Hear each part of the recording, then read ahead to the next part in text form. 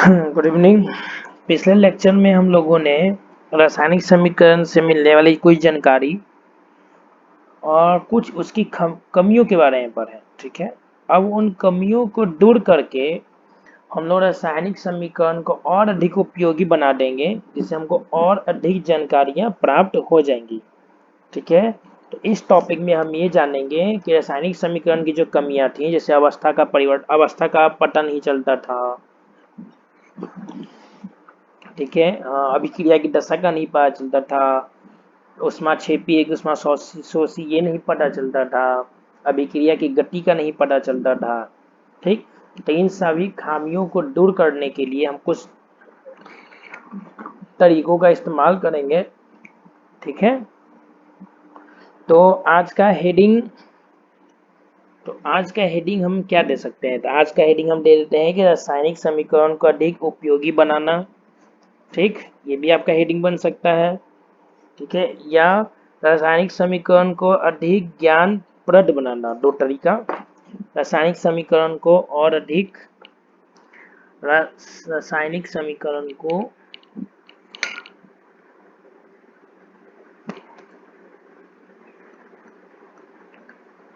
रासायनिक रासायनिक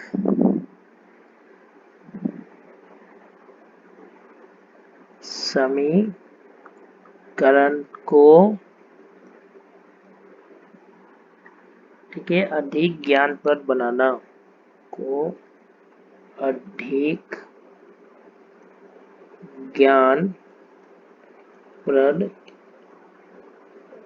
बनाना या बनाने के तरीके,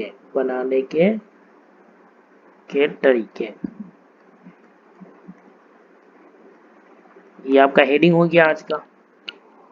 ठीक है, चलिए आगे देखिए। तो समस्याएं क्या थी? ठीक, अच्छा, इसके बारे में कुछ बोलना चाहे तब, जैसे कि समीकरण जो रासायनिक अभिक्रिया के बारे में अधिक सूचना प्रदान करती है। ठीक, अधिक सूचनात्मक या ज्ञानप्रद अथवा सूचना प्रदायी समीकरण कही जाती है।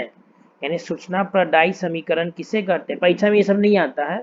ठीक है, लेकिन फिर भी आप समझना चाहें तो हम परिभाषा बोल देते हैं कि सूचना प्रदायी समीकरण किसे कहते हैं। ठीक है, तो समीकरण जो रासायनिक अभिक्रिया के बारे में अधिक सूचना प्रदान करती, ठीक है, अधिक सूचना प्रदान करती है, तो उसे अधिक सूचनात्मक अथवा सूचना प्रदायी समीकरण कहा जाता है। हम क्या बोल रहे हैं? सूचना प्रदायी समीकरण कहा जाता है। आप लिख सकते हैं ऐसे। उसके रासायनिक समीकरण को निम्नलिखित तरीकों से अधिक सूचना प्रदायी बना सकते हैं। ठीक है, यानी अगर परीक्षा में आता नहीं है लेकिन आया तो सब बात बोल सकते हैं। कौन कौन सा तरीका? तो पहला देखिए ध्यान से, ऐसे मुख्य तीन ही तरीके हैं। ठीक, अभिकारकों और उत्पादों की भौतिक अवस्थाएं निर्धारित कर दीजिए। दूसरा है कि अभिक्रिया में होने वाले ऊष्मा परिवर्तन को दर्शा दीजिए। और तीसरा है दशाओं को निर्देशित करके जिनमें रासायनिक अभिक्रिया होती है, यानी दशाओं को दर्शा दीजिए जिनमें रासायनिक अभिक्रिया होती है। ये मुख्य तीन हुए। मुख्य तीन कौन कौन? अभिकारकों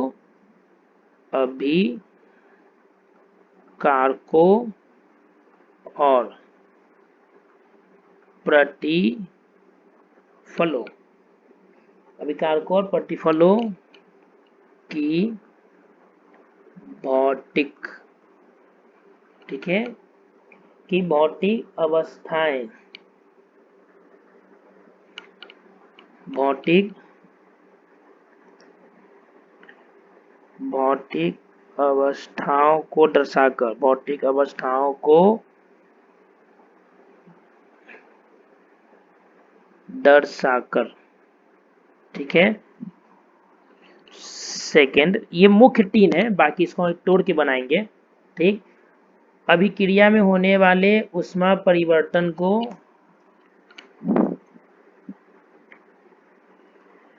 अभिक्रिया में होने वाले ऊष्मा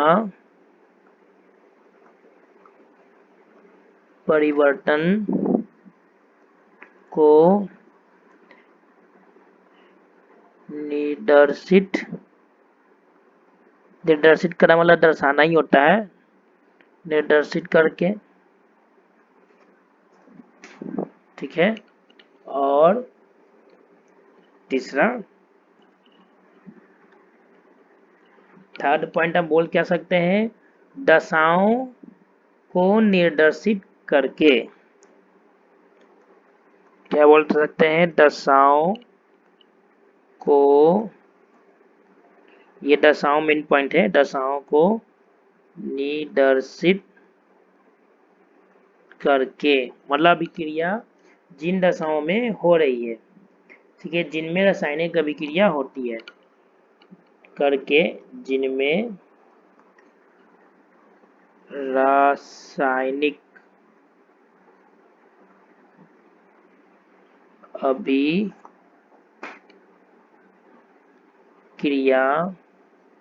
होती है। ये तीन मुख्य हुए, तीन कौन कौन से मुख्य हो गए, फिर से रिमेंबर,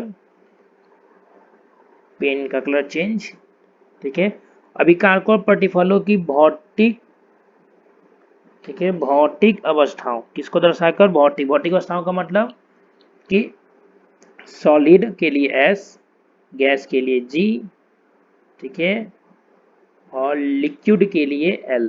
अगर एक्वा सोल्यूशन है यानी जल मिला हुआ उसमें तो AQ हो गया, ठीक है।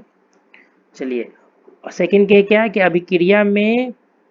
अभिक्रिया में होने वाले ऊष्मा, ये ऊष्मा मेन पॉइंट है, ऊष्मा परिवर्तन का मतलब दो, या तो छेपी होगा या तो शोषी, सॉरी ये वाला है ना, ऊष्मा छेपी, या तो फिर शोषी। दशाओं को निर्देशित करके, दशा पता है आप लोग क्या बताए थे हम, ताप, दाब, ठीक है, क्या है, उत्प्रेरक है या नहीं है उसमें, ये सब दशाओं में ही इंक्लूड हो गया। अब हम इन्हीं चीजों को कई रूपों में बांट देते हैं, जैसे ये तीन मुख्य पॉइंट है, अब बाकी अब इसको हम सब पॉइंट्स में डिवाइड कर रहे हैं, आप थोड़ा सा ध्यान दीजिएगा,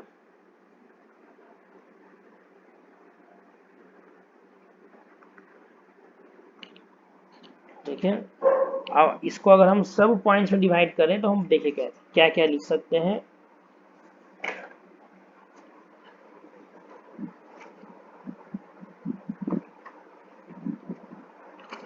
सबसे पहला अभिकारकों और प्रतिफलों की भौतिक अवस्था का निरूपण, नंबर 1। पहला पॉइंट नहीं, जो दशा वाला है ना वो ब्रेक हो जाएगा, ठीक है, उसमें भी सेम है, लेकिन जो दशा वाला है ना, दशा वो ब्रेक करके उसको नंबर ऑफ पॉइंट्स इंक्रीज कर लेंगे, तो पहला, ठीक है, अभिकारकों और प्रतिफलों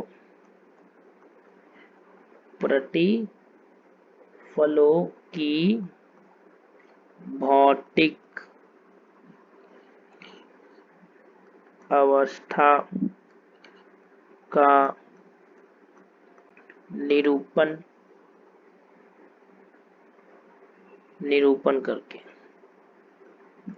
करके लिखिए, चाहे निरूपण ही लिख लीजिए, ध्यान रखिएगा ये मुख्य पॉइंट है, ये भौतिक अवस्था हो गया।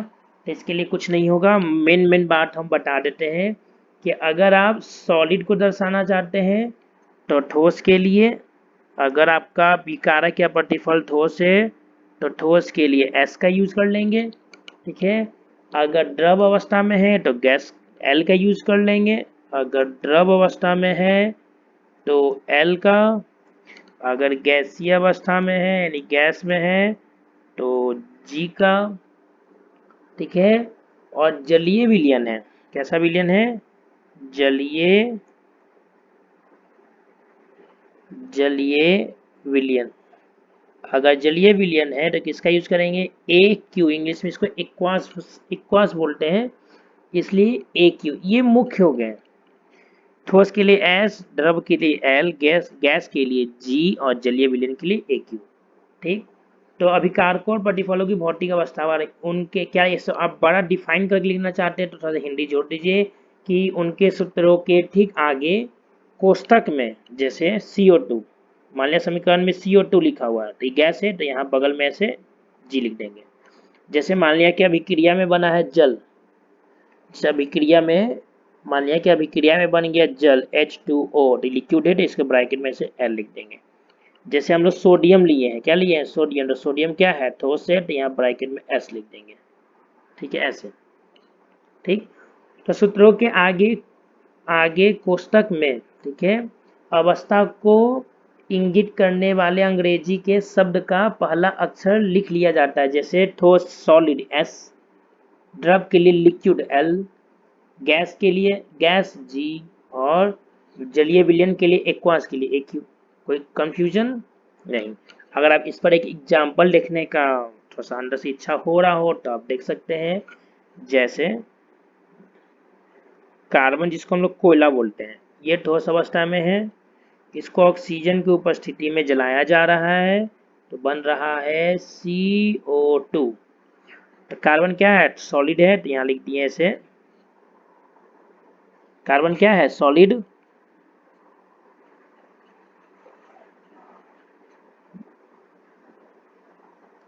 तो यहाँ ब्रैकेट में क्या लिख दिया इसे S। ठीक है, ऑक्सीजन क्या है गैस, तो यहाँ ब्रैकेट में क्या लिख दिए G, और कार्बन डाइऑक्साइड भी क्या है गैस, तो यहाँ ब्रैकेट में क्या लिख दिए G। आ गया समझ में, ऐसे आप दर्शा सकते हैं। एक और एग्जाम्पल ले लें। चलिए, हमको लग रहा हो कोई बच्चे बोल रहे होंगे यस सर एक एग्जाम्पल और हो जाए, तो चलिए एक एग्जाम्पल और। Na सोडियम जल से अभिक्रिया करेगा H2O से, ध्यान रखिएगा अभिक्रिया याद करते हुए चलिए, प्रैक्टिस हो जाएगा। तो बनेगा सोडियम हाइड्रोक्साइड NaOH और प्लस में क्या बन गया H2 हो गया। देखिए समीकरण हम बैलेंस नहीं कर रहे हैं, बैलेंस इक्वेशन आप कर सकते हैं। तो ऊपर का तो बैलेंस है, नीचे करते हैं। हाइड्रोजन 2 है, एक 3 है, लेकिन इधर 2 ही है तो 6 बना देते सबसे अच्छा, नहीं 4 बना देते हैं।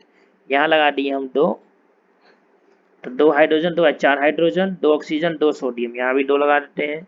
देखिए 2 दूनी 4 हाइड्रोजन 2 ऑक्सीजन, देखिए यहाँ भी 2 ऑक्सीजन, यहाँ भी LHS, RHS में 2 ऑक्सीजन, LHS में भी 2 ऑक्सीजन, यहाँ भी 2 लगा दिए 2 सोडियम, हो गया बैलेंस्ड। चलिए, अच्छा सोडियम क्या है एक धातु है, सोडियम एक धातु है तो ये ठोस अवस्था में होगा, इसमें कोई शक तो नहीं होगा किसी को। तो यहाँ हम लिख दिए सॉलिड। H2O क्या है लिक्विड, तो यहाँ लिख दिए L। NaOH, NaOH एक जलीय विलयन बनेगा। NaOH कैसा विलयन बनेगा जलीय विलयन, क्योंकि इससे जल की मात्रा होगी, तो ये लिख दिए AQ। क्या लिख दिए AQ, और ये हाइड्रोजन क्या बना है गैस, तो यहाँ लिख दिए जी, यहाँ क्या लिख दिए जी। बात समझ में आ गया। तब ऐसे अवस्था परिवर्तन यानी भौतिक अवस्था को दर्शा के प्रतिफल अभिकारक दोनों तरफ की कौन कौन सी अवस्था है, और इससे आप उपयोगी रासायनिक समीकरण को और उपयोगी बना सकते हैं। चलिए, तो इसमें अब मेरे ख्याल से किसी को दिक्कत आया नहीं होगा, तो हम सेकेंड पॉइंट की ओर बढ़े। Point number 2। पॉइंट 2 क्या है कि ऊष्माक्षेपी और ऊष्माशोषी अभिक्रियाओं की जानकारी। ऊष्माक्षेपी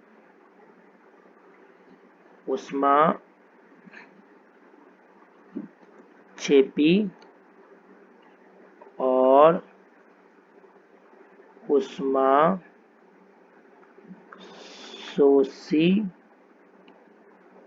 अभिक्रियाओं की जानकारी। अभिक्रियाओं की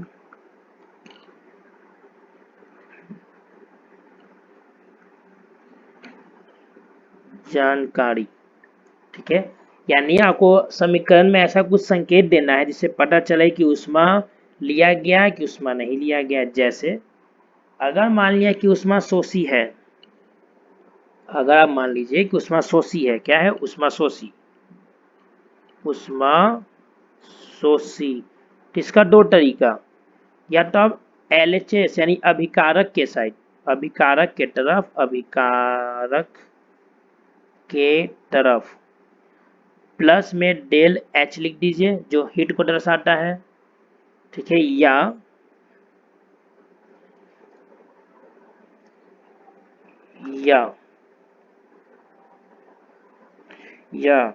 आर एच एस मतलब प्रतिफल के तरफ, प्रतिफल के तरफ, ठीक है, माइनस में डेल और एच लिख दीजिए। दो ऑप्शन, या तो अभिकारक के तरफ प्लस में डेल एच लिख दीजिए या तो प्रतिफल के तरफ माइनस में डेल एच लिख दीजिए। ये हो गया ऊष्मा शोषी को दर्शाने का तरीका, ठीक है। ऐसे तो लिखा है, इसमें और भी आता है, डेल एच किलो जूल, ठीक है, पर मोल। क्या लिखते हैं ऐसे, पर मोल। इतना नहीं लिखना है 10 क्लास में, इतना जरूरत नहीं लिखने का। डेल एच किलो जूल पर मोल, सिर्फ डेल एच ही लिख दीजिए, काम चल जाएगा। ये ऊष्मा शोषी हुआ। अगर ऊष्मा छिपी को दर्शाना हो तो ऊष्मा छेपी, ऊष्मा छेपी अगर इसको दर्शाना हो तो कुछ नहीं करना है, LHS यानी अभिकारक के तरफ अगर लिखना चाहते हैं, अभिकारक के तरफ, समझ में आ गया। तो आप माइनस डेल एच के जी पर मोल लिखिए, या RHS में प्रतिफल के तरफ प्लस में डेल एच के जी पर मोल लिखिए।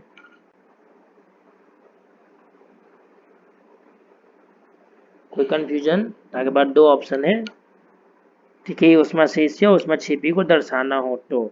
आइए फटाफट एक एक दोनों का एग्जाम्पल देख लें, आपको कहीं दिक्कत नहीं आएगा, ठीक है। जैसे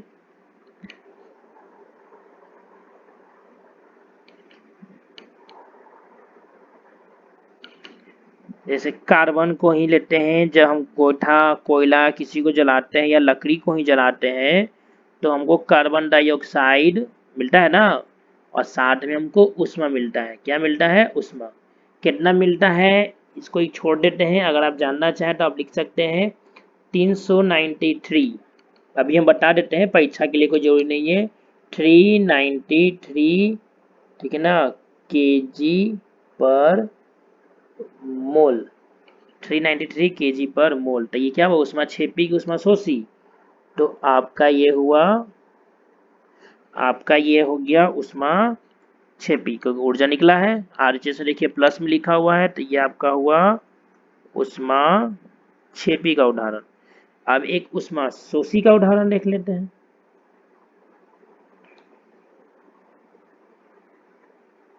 ठीक है।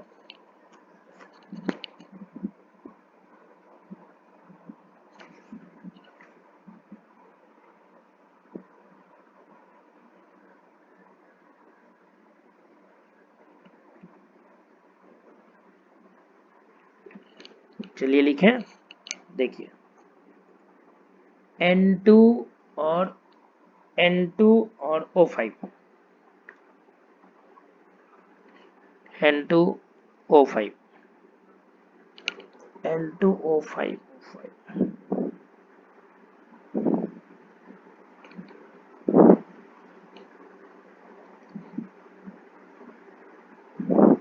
N2O5 ये कौन सी अवस्था में है, ये आपको पता है। ये सॉलिड है, ये गैस है, और ये भी आपका ये गैस है, ठीक है। और ये आपका कौन क्या है, ये आपका गैस है, ठीक। तो ये जो अभिक्रिया कर दिया, तो अभिक्रिया के बाद बन गया NO, ठीक है। अभिक्रिया के बाद आपका बन गया कितना, 4, 2 4, NO2, क्या बन गया आपका NO2 और ऑक्सीजन हो गया। NO2 बन गया और साथ में क्या बन गया ऑक्सीजन। ठीक है, बैलेंस कर लें इसको। चलिए बैलेंस करते हैं। तो 2 ऑक्सीजन 5 ऑक्सीजन है, हाँ यहाँ 4 लगा दे तो ये लग गया 4। 4 नाइट्रोजन यहाँ 2 लगा दिए, 2 नाइट्रोजन, ये 2 2 नहीं 4, 2 5 10 ऑक्सीजन, 4 2 यहाँ 2 10 ऑक्सीजन। यहाँ क्या हुआ ऊर्जा ले लिया, कितना ले लिया भाई, तो यहाँ ऊर्जा आपका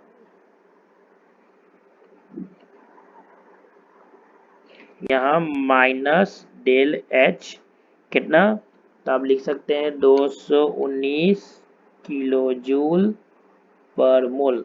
तो यहाँ माइनस डेल एच लिखे हैं आरएचएस के साइड का, इसका मतलब उष्मा लिया है। ये क्या है, किसका उदाहरण हो गया, ये उदाहरण हो गया आपका उष्मा। ठीक है, ये आपका हो गया उष्मा शोषी, क्योंकि माइनस में डेल एच है ना। तो इस एक पॉइंट और भी आपको पता चला कि माइनस डेल एच जो है, माइनस डेल एच जो है वो उष्मा क्षेपी को दर्शाएगा, सॉरी शोषी को दर्शाएगा, और प्लस में जो डेल एच है वो उष्मा क्षेपी को दर्शाएगा। ठीक है,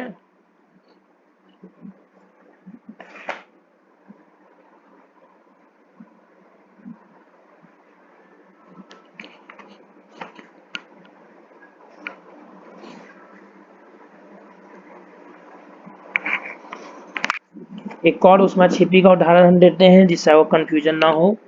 जैसे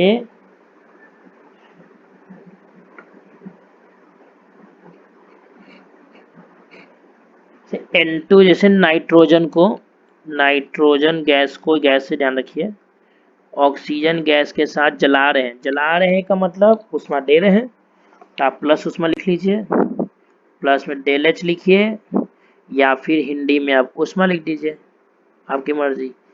ठीक है, तो आपका बन जा रहा है NO नाइट्रोजन मोनोऑक्साइड। क्या बन जा रहा है NO नाइट्रोजन मोनोऑक्साइड। बैलेंस करना चाहेंगे, कुछ नहीं करना, बस यहाँ 2 लगा दीजिए, बैलेंस हो जाएगा। तो यहाँ 2 लगा दीजिए, बैलेंस हो गया। ठीक है, तो यहाँ प्लस डेल एच लगा हुआ है, यहाँ क्या लगा हुआ है प्लस में डेल एच। ठीक है, यहाँ प्लस में क्या लगा हुआ है डेल एच, जो उष्मा शोषी को दर्शा रहा था। ये उदाहरण किसका हुआ, उष्मा उष्मा शोषी का हुआ। अब माइनस इधर या तो माइनस डेल एच लिखिए, या फिर इस साइड में प्लस में डेल एच लिखिए, आपकी मर्जी। ठीक है, लगभग 3000 डिग्री सेल्सियस उष्मा चाहिए था इसके लिए। ठीक है, यानी जब यह विखंडन अभिक्रिया करेंगे, जिसको वियोजन अभिक्रिया ही बोल सकते हैं, उसमें तो पक्का है कि उष्मा शोषी होगा, क्योंकि उष्मा ग्रहण करेगा तब ना वो टूटेगा। ठीक, और कभी कभी संयोजन में भी उष्मा देना पड़ता है, लेकिन वियोजन में जब तोड़ने जाएंगे उष्मा की सहायता से, तो वो उष्मा ठीक है शोषी होगा। ठीक, अब आगे ताप दर्शा दिए, अवस्था दर्शा दिए। ताप अवस्था के बाद अब किसका बारी आता है, तो ताप अवस्था के बाद आता है अब अवक्षेप का बनना और गैस का बनना। क्या अवक्षेप का बनना और गैस का बनना दर्शाना चाहे तो हम कैसे दर्शाएंगे, तो हम थर्ड पॉइंट बनाते हैं, अवक्षेप अवक्षेप प्रतिफल को दर्शाना एक पॉइंट बना के, या गैस प्रतिफल को दर्शाना, या दोनों को एक में इंक्लूड करके। तो पॉइंट नंबर 3, अगर अलग अलग पॉइंट करना चाहें तो अवक्षेप अवक्षेप ठीक है, अवक्षेप प्रतिफल को दर्शाना, अवक्षेप प्रतिफल को दर्शाना। और चौथा पॉइंट गैसीय, ठीक है, गैसीय प्रतिफल को दर्शाना, गैसीय प्रतिफल को दर्शाना। देखिए अवस्था दर्शाने के लिए तो जी तो लिखना ही है, जी, और अवक्षेप ठोस बनेगा तो एस लिखना है। लेकिन प्रतिफल के साइड में एक बताना कि हम 2 लिक्विड लिए हैं और हमको एक ठोस मिल रहा है, तो स्पेशल केस हो गया ना। अगर वो दर्शाना चाह रहे हैं तो क्या करेंगे, ध्यान देखिए, अवक्षेप अगर दर्शाना हो तो आप सूत्र के बगल में, ठीक है, सूत्र के दाईं तरफ, जैसे ये सूत्र है तो सूत्र के ब्रैकेट में ऐसे आप नीचे एरो का साइन दे दीजिए। ठीक है, तो ये दर्शाता है अवक्षेप का बनना। अगर आप दर्शाना चाहते हैं गैस का बनना, तो ये मान लीजिए ये सूत्र हुआ, और गैस बना है तो आप बगल में ऐसे एरो का साइन दे दीजिए, तो ये बन गया गैस का बनना। अगर नीचे की ओर एरो है तो अवक्षेप का बनना, और ऊपर की ओर एरो है तो गैस का बनना। ठीक है, देखा यहाँ तक सबको समझ में आ गया होगा। ठीक है, सूत्र के ठीक बाद अब ऊपर एरो नीचे एरो तो अवक्षेप, और ऊपर नीचे एरो तो अवक्षेप, और ऊपर एरो तो गैस। ठीक, और फटाफट हम लोग एग्जाम्पल की ओर प्रवेश कर लेते हैं।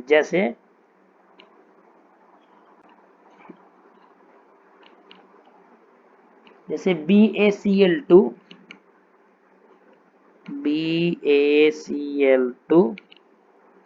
ठीक है, ये एक एक्वा सॉल्यूशन है, ध्यान रखिएगा।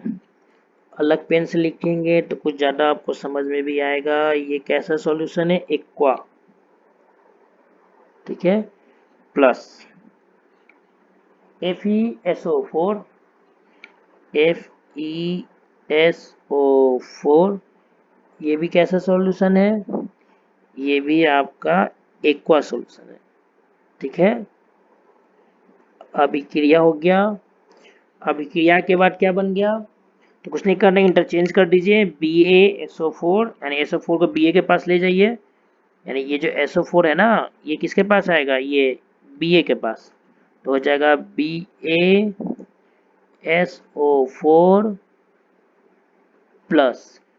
ठीक है, और ये जो Fe है ये चलाएगा किसके पास, Cl के पास, तो FeCl2, FeCl2 हो गया। बैलेंस्ड है सब कुछ, तो आपको कुछ अलग से अब नहीं कुछ करना है, ये सब बैलेंस्ड है। ठीक है,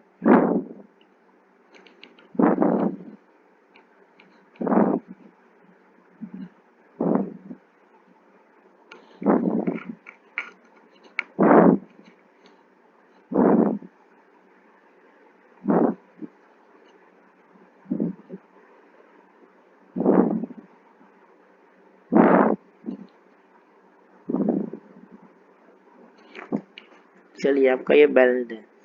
ठीक है, हुआ क्या क्या, ये भी एक्वा है, ये भी एक्वा है। ठीक है, और FeCl2 भी आपका एक्वा ही रह गया, ये भी कैसा रह गया, एक्वा, जगह नहीं यहाँ लिख रहे हैं, एक्वा। और ये आपका बन गया सॉलिड। अब देखिए ये सॉलिड बना, तो गौर कीजिए यहाँ आपका एक्वा सॉल्यूशन, इधर भी आपका एक्वा, LHS में एक्वा है, लेकिन दोनों लिक्विड फॉर्म में है। ठीक है, लेकिन अभिक्रिया के बाद हमको एक सॉलिड मिला, मतलब ये अवक्षेप हुआ। सॉलिड मिला है, इसका मतलब ये क्या हुआ, अवक्षेप हुआ। तो इसी को दर्शाने के लिए हम यहाँ बगल में नीचे की ओर एरो का साइन दे देंगे। ठीक, किसको दर्शा देगा, अवक्षेप को। ठीक है, अगला एक एग्जांपल लेते हैं जिसमें आपको गैस बनता हुआ दिखे, जिससे आप पकड़ पाए कि हाँ गैस निकल रहा है। जैसे हम ले लिए example CaCO3 plus HCl, arrow का sign, CaCl2 plus H2O plus CO2, यह आपका सॉलिड कैल्शियम कार्बोनेट सॉलिड ही होता है। यह आपका एक्वा, देखिए अब जो ये बना ये हो गया एक्वा, ये आपका तो लिक्विड है ही, और CO2 तो गैस है। तो हम G न लिखकर हम यहाँ क्या करते हैं, ऊपर की ओर ऐसे एरो का साइन बना देते हैं, हो गया गैस का इंडिकेशन। तो ऊपर एरो बनाएंगे तो गैस, और नीचे एरो बनाएंगे तो अवक्षेप। ठीक है, तो पॉइंट 3 और 4, चाहे दोनों एक साथ मिला लीजिए, चाहे 3 4 कर लीजिए। अगला पॉइंट नंबर 5, अब हम पॉइंट नंबर 5 में चलते हैं। पॉइंट नंबर 5 है आपका उत्क्रमणीयता। ठीक है, को दर्शाना, उत्क्रमणीयता को दर्शाना, उत्क्रमणीयता, उत्क्रमणीयता को दर्शाना। उत्क्रमणीयता का मतलब होता है कि अभिक्रिया रिटर्न हो जाएगा, जैसे आप वो अवस्था हटाएं, मान लिया कि 100 डिग्री सेल्सियस पानी उबल रहा है, जैसे आप टेम्परेचर कम करें पानी उबलना बंद ठीक, ऐसा ही रासायनिक अभिक्रिया में होगा। जैसे नाइट्रोजन हाइड्रोजन आपस में मिला तो NH3 बना है किसी टेम्परेचर पर लगभग 3000 डिग्री, और जैसे वो टेम्परेचर माइनस की कम होते चला जाएगा तो वापस वो N2 और H2 में डूब जाएगा। ठीक है, तो इस बात को दर्शाने के लिए कि अभिक्रिया उत्क्रमणीय है, उसके लिए हम लोग इस वाले चिन्ह का यूज करेंगे, आधा एरो ऐसे, आधा एरो ऐसे। ये उत्क्रमणीयता को दर्शाता है। ठीक है, ये किसको दर्शाता है, ये जो है ये किसको दर्शाता है, उत्क्रमणीयता को। ठीक है, एक एग्जांपल ले लेते हैं इसके लिए। जैसे N2 प्लस 3H2 बैलेंस को पता है ही कितना बता चुके हैं। ठीक है, तो अब क्या होगा,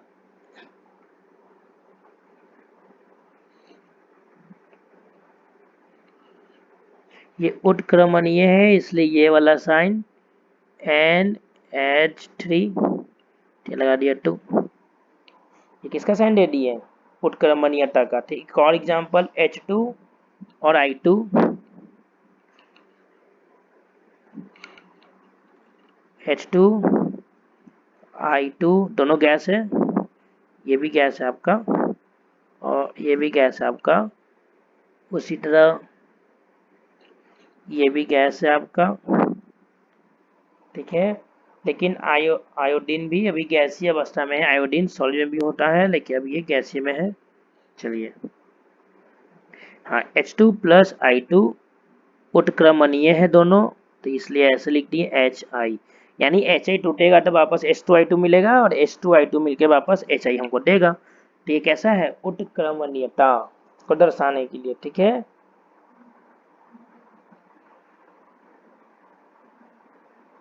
फिर बह गया, कुछ अभिक्रिया होती है जो अभिकारक प्रतिफल बनाते हैं लेकिन प्रतिफल वापस टूट के अपने मूल अभिकारक में ही बदल जाते हैं। ठीक, चलिए इसे दर्शाने के लिए एरो चिन्ह का यूज कीजिए। अच्छा, अगला है पॉइंट नंबर 6। अगर हम पॉइंट नंबर 6 की बात कर लें तो अभिक्रिया की दशाओं का निरूपण कर सकते हैं। अभिक्रिया की दशाओं मतलब कितना टेम्परेचर रखा गया, कितना दाब रखा गया, कौन सा उत्प्रेरक डाला गया।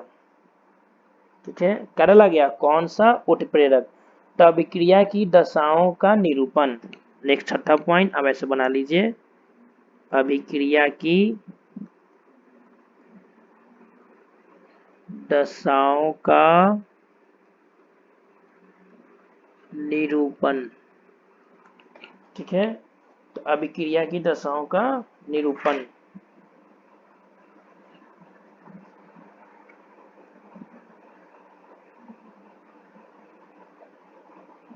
ठीक है, कहीं कहीं आपको शर्ट भी दिखेगा, तो ताप दाब और उत्प्रेरक, तीन दशा, दशा में तीन चीज का नाम आता है। ठीक है, दशाओं में तीन चीज, एक ताप के बारे में, एक दाब के बारे में और एक उत्प्रेरक के बारे में, उत्प्रेरक। ठीक है, उत्प्रेरक क्या है, तो वैसा पदार्थ जो अभिक्रिया को कराने में सहायक होता है लेकिन अभिक्रिया को कराने में सहायक होता है लेकिन अभिक्रिया के पश्चात वो अपरिवर्तित रहता है, यानी जो हम डाले थे वो हमको वापस मिलेगा लेकिन वो अभिक्रिया को कराने में सहायता करेगा। समझ में आ गया, उसी को बोलते हैं उत्प्रेरक। फिर से, वैसा पदार्थ जो अभिक्रिया को कराने में सहायक रहता है, ठीक है, किंतु अभिक्रिया के पश्चात भी वह अपरिवर्तित रहता है, उसे बोलते हैं उत्प्रेरक। अभिक्रिया को कराने में सहायक हो और अभिक्रिया के पश्चात वो अपरिवर्तित हो। अपरिवर्तित का मतलब जैसे डाले थे वही मिले हमको, तो ऐसे पदार्थ क्या कहलाते हैं, उत्प्रेरक।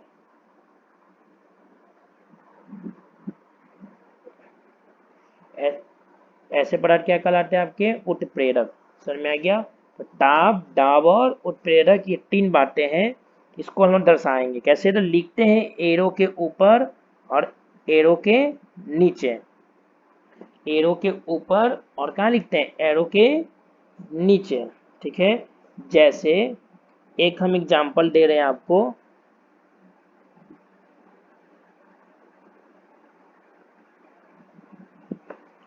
जैसे हम KClO3 को लेते हैं। ठीक है, एग्जाम्पल वर्ड अच्छा इंपॉर्टेंट है, याद करके आप रखिएगा। क्या लिए हम, KClO3, जो कि आपका सॉलिड है, इसको बोलते हैं पोटेशियम क्लोरेट। क्या बोलते हैं इसको, पोटेशियम पोटेशियम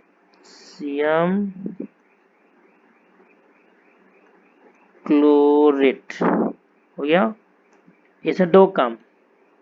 इसमें हम लोग, इसको हम लोग गर्म किए यानी ऊर्जा दिए, तो डेल का साइन बना दिए, और एक उत्प्रेरक डाल दिए MnO2, manganese oxide, manganese die ऑक्साइड MnO2। इस MnO2 का नाम क्या है, MnO2 का नाम है आपका मैग्नीज डाई ऑक्साइड। ठीक है, मैग्नीज डाई ऑक्साइड। ठीक है, भूलिएगा नहीं, manganese die oxide, manganese, manganese में आधा ही पूरा गौर होगा, मैग्नीज, देख लीजिए पूरा का मैग्नीज डाई डाई ऑक्साइड। हो गया, तो जब इसको मैग्नीज डाइऑक्साइड एक उत्प्रेरक है, ध्यान रखिएगा, ये मैग्नीज डाइऑक्साइड क्या है, ये मैग्नीज डाइऑक्साइड आपका उत्प्रेरक है। क्या है, उत्प्रेरक, यानी अभिक्रिया में अभिक्रिया को होने में सहायता तो करेगा, लेकिन अभिक्रिया के पश्चात हमको MnO2 ही मिलेगा। ठीक है, चलिए, तो बन गया आपका 2KCl, जो कि सॉलिड है, पोटेशियम क्लोराइड, प्लस 3O2, क्या बन गया, ऑक्सीजन। तो यहाँ याद है ना कि गैस बने तो आप ऐसे ऊपर एरो बना सकते हैं। यहाँ अब शेप नहीं बन रहा है क्योंकि पहले भी सॉलिड ही था, अभी भी सॉलिड है, तो अभी शेप का कोई इशू है नहीं। ठीक, पहले लिक्विड होता फिर सॉलिड मिलता तो अब शेप बोल सकते हैं, लेकिन अभी नहीं। अच्छा, मेन टॉपिक क्या था कि दशाओं को दर्शाना, ताप दाब और उत्प्रेरक। तो ताप दर्शाने के लिए डेल का साइन, उत्प्रेरक के लिए MnO2 लिख दिए। दाब आपका साधारण ताप दाब है, STP पर ही है, तो वो लिख नहीं कर सकता, नहीं पड़ता है। ठीक है, आ गया बात समझ में। एक और एग्जांपल चाहे तो आपको हम दे सकते हैं, कैसे, तो देखिए ध्यान से। ठीक है, एग्जांपल आपको चैप्टर 4 में कार्बन और उसके यौगिक, जब आप ये पढ़ेंगे तो उसमें ये वाला एग्जांपल देखने को आपको मिल जाएगा। ठीक, अभी आपको हम एग्जांपल देते हैं, जैसे CO कार्बन मोनोऑक्साइड को, CO कार्बन मोनोऑक्साइड जो कि एक गैस है, इसको हाइड्रोजन गैस के साथ अभिक्रिया करा रहे हैं। किसके साथ, हाइड्रोजन गैस के साथ। अब कुछ उत्प्रेरक है इसमें और कुछ टेम्परेचर, जैसे 300 atmospheric pressure, 300 atmospheric pressure, 300 ATM साधारण ताप दाब। देखिए प्राकृतिक रूप से ताप दाब है ना, एटमॉस्फेरिक प्रेशर वातावरणीय। ठीक है, ATM पर 300 ATM और 300 डिग्री सेल्सियस लेना है, 300 ATM और 300 डिग्री सेल्सियस ले लिए। ठीक, ठीक है, और जिंक ऑक्साइड और क्रोमियम, ठीक है ना, क्रोमियम ऑक्साइड की उपस्थिति ले लिए, ZnO, ZnO ये उत्प्रेरक का काम करेगा, ZnO प्लस CrO3। ठीक है, क्रोमियम ऑक्साइड, नाम लिख दे, आइए नाम भी लिख देते हैं। ये आप, इसका नाम हो गया आपका क्रोमियम, क्रोमियम ऑक्साइड। ठीक है, और इसका नाम को पता है ही, नहीं भी लिखें तो काम चलेगा, जिंक ऑक्साइड। ठीक है, ये कार्बन मोनोऑक्साइड है, समझ में आ गया। तो अभिक्रिया के पश्चात बन गया मेथेनॉल, यानी CH3OH बन गया। क्या बन गया, मेथेनॉल। क्या बन गया, CH3OH। इसका नाम क्या है, इसका नाम होता है मेथेनॉल, याद करके रख लीजिएगा, मेथेनॉल। मेथेनॉल हो गया, ये कौन से फॉर्म में आया, लिक्विड फॉर्म में। तो हमको मेन ताप, दाब और प्रेरक दर्शाना था। ये रहा दाब, ये रहा दाब, ये आपका दाब दर्शा रहा है, ये आपका ताप है, और ये पूरा ये पूरा आपका किसका काम कर रहा है? ये पूरा आपका उत्प्रेरक का काम कर रहा है। तो हम ऐसे एरो के ऊपर और नीचे ताप, दाब और प्रेरक को दर्शा सकते हैं। अब देखिए, इतनी बातें होने के बाद और इसको आप उपयोगी बनाना चाहते हैं तो एक पॉइंट और आप जोड़ना चाहें तो आप जोड़ ले सकते हैं। वो पॉइंट क्या है? तो नामकरण, यानी जो आप जिसका अनुसूत्र लिख रहे हैं उसका नाम भी उसके नीचे लिख दीजिए। ठीक है, उसका क्या लिख दीजिए? नाम भी। तो आपका मेरे ख्याल से ये पॉइंट कौन सा हो सकता है? 4 5 4 5 6 6 6 6 क्या है? 6, हाँ 6। तो यानी पॉइंट नंबर आप 7 बनाना चाहें तो आप बना सकते हैं पॉइंट नंबर 7। 7 पॉइंट क्या बना सकते हैं? अभिकारकों और प्रतिफलों का नामकरण। अभिकारकों और प्रतिफलों का नामकरण। अभिकारकों और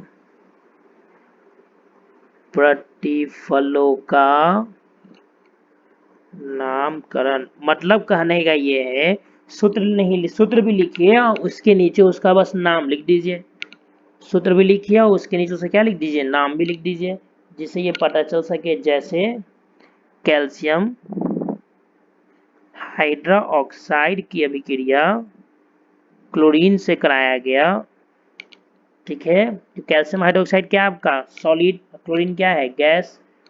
तो बनेगा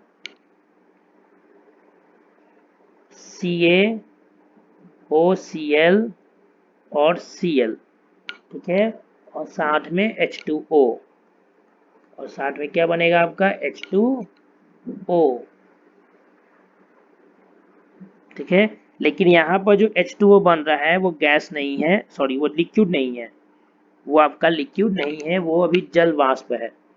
ठीक है, ध्यान रखिएगा, ये आपका अभी गैस बना है क्योंकि ये क्या है? जल वाष्प। ठीक है, CaOCl को बोलते हैं विरंजक चूर्ण। याद कर लीजिएगा, इंपॉर्टेंट फॉर्मूला। विरंजक परीक्षा में आता है 1 नंबर में, विरंजक चूर्ण। CaOCl और Cl। ठीक है, विरंजक चूर्ण। ठीक, और CaOH का होल ट्वाइस सॉलिड है, आपको पता है, इसको बोल देंगे कैल्शियम हाइड्रोक्साइड। Calcium hydroxide. और Cl2 क्या बोल देंगे? क्लोरीन। क्या बोल रही है? क्लोरीन। ठीक है, बैलेंस्ड है। चलिए, बैलेंस्ड है। 2 हाइड्रोजन, हाँ लगता तो है, 2 क्लोरीन, 1 ऑक्सीजन। हाँ, बैलेंस्ड है। ठीक, तो ये हम क्या किए? यहाँ नाम दर्शा दिए, अभिकारकों और प्रतिफलों का क्या लिख दिए? नाम। ठीक है, तो और हमको इस पर जानकारी मिल गया कि कौन कौन भाग लिया है, किसका क्या सूत्र है। ठीक है, तो इस तरीके से आप रासायनिक अभिक्रिया को और उपयोगी बना सकते हैं। अब देखिए, अब रासायनिक अभिक्रिया से वो क्या क्या जानकारी मिल रही है? तो बहुत चीज़ों की जानकारी मिल रही है।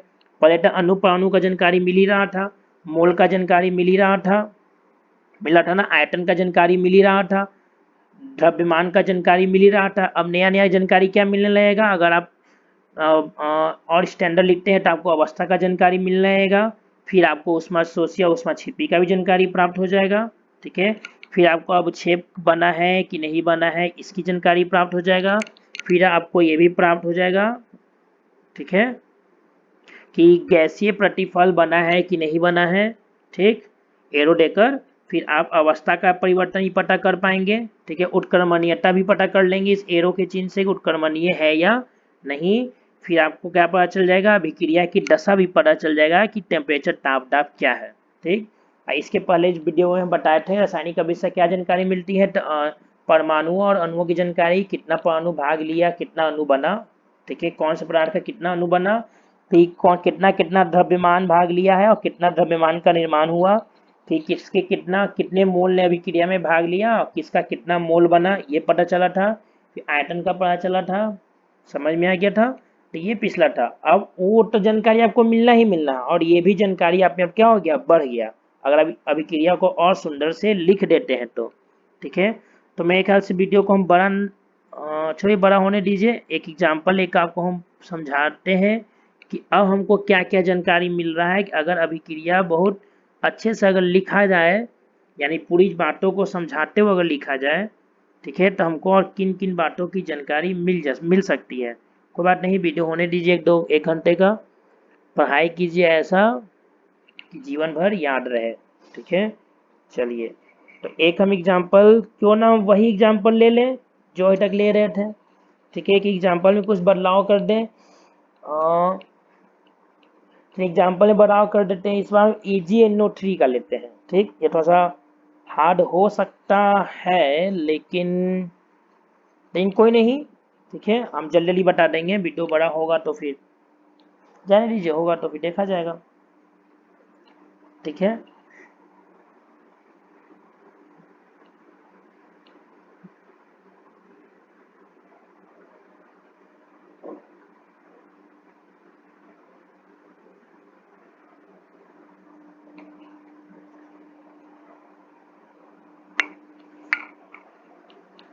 जैसे हम इसी का ले लेते हैं एक एग्जांपल N2, जो पिछला लिए थे ना उसी को लेते हैं, थोड़ा सा डिटेल में लिख के बस। N2 ये आपका गैस है, प्लस 3H2 ये भी आपका गैस है। ठीक है, उसके बाद NH3 ये भी आपका गैस है। उसके बाद 2NH3। देखिए, जो टाप डाब की बात है ना, तो बुक के अनुसार वो वेरी करता रहता है, कोई बुक कुछ लिखता है, कोई बुक कुछ लिखता है। ठीक ठीक है ना, तो जैसे कि अभी आपको हम बताते हैं जो ज़्यादा सामान्य रूप से चलेगा वो है आपका 200 ATM है, डाब है आपका 200 ATM। ठीक है, और टेम्परेचर है आपका 500 डिग्री सेल्सियस। टेम्परेचर है आपका 500 डिग्री सेल्सियस। और उत्प्रेरक की बात करें तो Fe2, ठीक है, Fe2O3, Al2O3 और K2O, ये सब उत्प्रेरक के रूप में है। कौन कौन सा? Fe2O3, Fe2O3, ठीक है, Al2O3, Al2O3 और K2O, ये सब इंटू में रहेगा, ऐसे इंटू इंटू। ठीक है, ये उत्प्रेरक में है। अब बात आता है कि इससे क्या क्या हमको जानकारियां मिल रही है। ठीक है, चलिए अब हम जानकारी की ओर चलें। तो नंबर वन हमको ये पता चल रहा है कि गैसीय अवस्था में है, नाइट्रोजन हाइड्रोजन गैसीय अवस्था में है, और जो आपका ये अमोनिया भी बना है वो भी कौन सी अवस्था में? गैसीय अवस्था। सबसे हमको अवस्था की जानकारी मिल गई। ठीक है, दूसरा हम ये बोल सकते हैं कि 1 मोल नाइट्रोजन, देखिए यहाँ 1 लिखा हुआ है। ठीक है, एक तो अवस्था की जानकारी मिल गया, सबसे पहला पॉइंट। सेकेंड पॉइंट क्या मिला हमको? मोल की जानकारी कि नाइट्रोजन गैस का 1 मोल। देखिए 1 है, यहाँ कुछ नहीं है तो यहाँ क्या है? 1 है। तो नाइट्रोजन गैस का 1 मोल, हाइड्रोजन गैस का 3 मोल, क्या आगे 3 लिखा हुआ है। ठीक है, और अमोनिया गैस का 2 मोल बना। अगर हम ग्राम की बात करें तो याद है पिछले वीडियो में बताए थे, N2 मतलब 28 ग्राम, 3H2 का मतलब 6 ग्राम, ठीक है, और 2NH3 का मतलब टोटल 34 ग्राम। ठीक, फिर अगर अणु की बात करें तो नाइट्रोजन के 1 अणु, अगर आप इस 1 को सिर्फ पढ़ेंगे तो एक पढ़ेंगे 1 अणु। ठीक है, हाइड्रोजन के कितना अणु? 3 अणु से संयोग करके अमोनिया का 2 अणु बना रहा है। सिर्फ अणु का बात की है। अगर परमाणु बोलते हैं तो हम बोलते हैं नाइट्रोजन का 2 परमाणु, क्योंकि 2 लगा हुआ है। ठीक है, हाइड्रोजन का 3 दूनी 6 परमाणु। ठीक है, और 2NH3 यानी NH3 का 2 अणु ही बनाएगा, क्योंकि इसको हम तोड़ नहीं सकते हैं। ठीक, फिर आपको क्या पता चला कि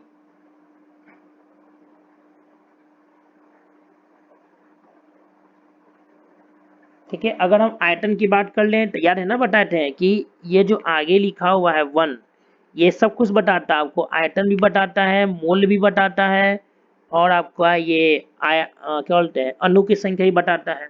तो आयतन बोले तो नाइट्रोजन गैस का 1 आयतन, हाइड्रोजन गैस के 3 आयतन से अभिक्रिया करके अमोनिया गैस का 2 आयतन बनाता है।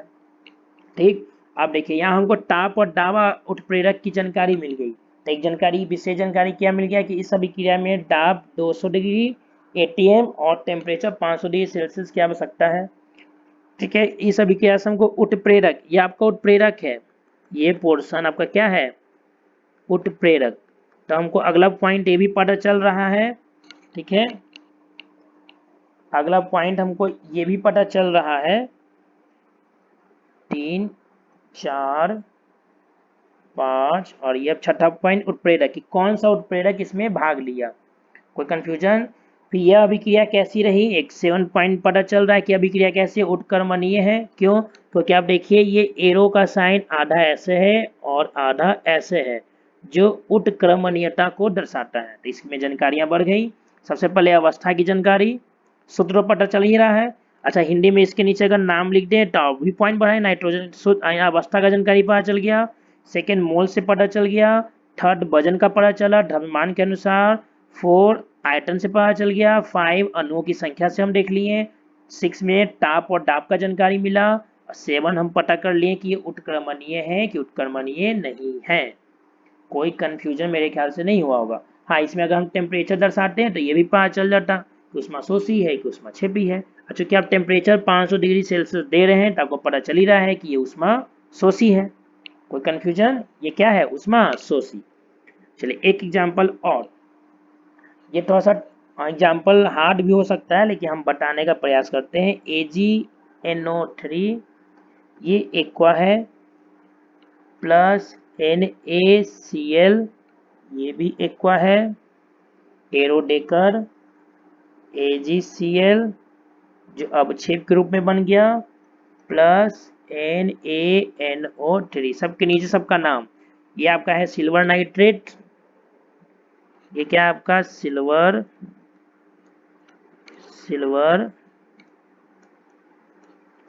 नाइट्रेट। ये आपका सोडियम क्लोराइड, ये आपको नाम याद होना चाहिए, सोडियम क्लोराइड। ये आपका है सिल्वर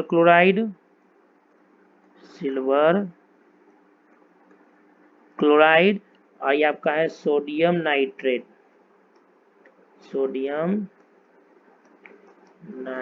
ये आपका एक्वा सॉल्यूशन है। तो सबसे पहला पॉइंट क्या मिल रहा है? सबसे पहला पॉइंट हम बोल सकते हैं कि हमको अवस्था की जानकारी मिल रही है।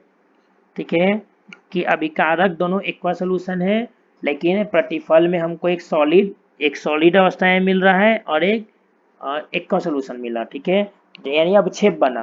ठीक है, क्या बन रहा है, अवक्षेप, ऐसा हम बता सकते हैं। ठीक है, अगर हम बात करें किसका कितना भाग लिया तो हम बोल सकते हैं सिल्वर नाइट्रेट का 1 मोल बोलिए, 1 अणु बोलिए, सोडियम क्लोराइड का भी 1 मोल या 1 अणु, जो आप बोलना है बोलिए। अभिक्रिया करता है तो सिल्वर क्लोराइड का 1 मोल या 1 अणु बनाता है और सोडियम नाइट्रेट का भी 1 मोल या 1 अणु बनाता है। जब मोल बनेंगे तो मोल पढ़िएगा और अणु बोलेंगे तो अणु पढ़िएगा। तो सेकेंड पॉइंट मोल से हो गया और थर्ड पॉइंट आपका अणु से, फोर्थ पॉइंट आपके आयतन से हो जाएगा। कोई कंफ्यूजन? ठीक है, चलिए अगर वजन की बात कर लें तो, अगर हम वजन की बात कर लें,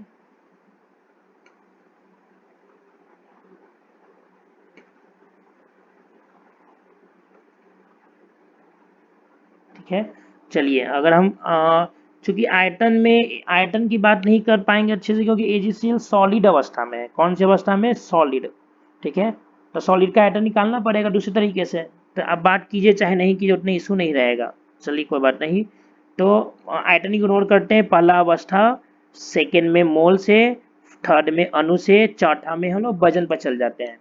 तो 170 ग्राम AgNO3। ठीक है, AgNO3 का वजन कितना है? 170 ग्राम। निकालेंगे नहीं, वीडियो और लंबा हो जाएगा। ठीक है, और NaCl का वजन हो गया आपका 58, सॉरी, ठीक है, 58.5 ग्राम हो गया। ठीक, और ठीक है, और 143.5 ग्राम इसका, 143.5 ग्राम। ठीक है, और NaNO3 आप लोग का काम है वो आप लोग जोड़ लीजिएगा कि Na NO3 का वजन कितना होगा। ठीक है, तो वजन से पता चलेगा इतना इतना ग्राम भाग लिया और इतना इतना ग्राम बना। फिर ये अभिक्रिया देखिए, यहाँ पर कोई एक्स्ट्रा लाइन नहीं लिखा हो, ना टेम्परेचर के बारे में, ना ताप के बारे में, ना दाब के बारे में, ना उत्प्रेरक। इसका मतलब ये हुआ कि ये अभिक्रिया, पांचवा पॉइंट की बात कर लें तो यह अभिक्रिया साधारण ताप दाब पर ही संभव है। जानकारी मिल गया, यह अभिक्रिया कहाँ संभव है, साधारण ताप और दाब पर। कोई कंफ्यूजन? अच्छा, इस बात से एक और चीज की जानकारी मिल रही है कि AgCl जो अवक्षेप के रूप में है, तो ये हमको ये बता रहा है कि AgCl जो है वो जल में घुलनशील नहीं है। AgCl हमको अवक्षेप के रूप में मिला, जो ये बताने के लिए काफी है। यानी आप छठा पॉइंट अगर बनाना चाहें तो AgCl हमको चूंकि अवक्षेप के रूप में है और Na NO3 एक्वा सोल्यूशन में है, तो इससे ये पता चलता है कि AgCl जो है वो जल में घुलनशील नहीं है, इसलिए AgCl एक्वा सोल्यूशन नहीं बना पाया। ठीक है, और ये हमको ठोस रूप में मिल रहा है, तो छठा पॉइंट अब ये भी बोल सकते हैं। तो बहुत जानकारी मिल गई आपको। ठीक है, तो इस तरीके से आप समझ गए कि रासायनिक अभिक्रिया को अगर हम उसमें कुछ ये अवस्था को दर्शा दें, यानी सब पॉइंट अगर हम जोड़ दें, ठीक है, अगर ये सारा पॉइंट अगर हम जोड़ दें तो हमको और अच्छी जानकारियां रासायनिक समीकरण से मिल सकती हैं। बात आ गया समझ में? चलिए इस वीडियो को यहीं तक छोड़ देते हैं। अगली क्लास में हम लोग रासायनिक अभिक्रियाओं के प्रकार के बारे में पढ़ेंगे, जो ज़्यादा इंपॉर्टेंट है परीक्षा से। परीक्षा में ये सारे टॉपिक्स नहीं आते हैं, ठीक है, लेकिन जानना था, बुक में था, इसलिए बता दिए। चलिए यहाँ तक के लिए थैंक यू। अगले क्लास में हम लोग मिलते हैं।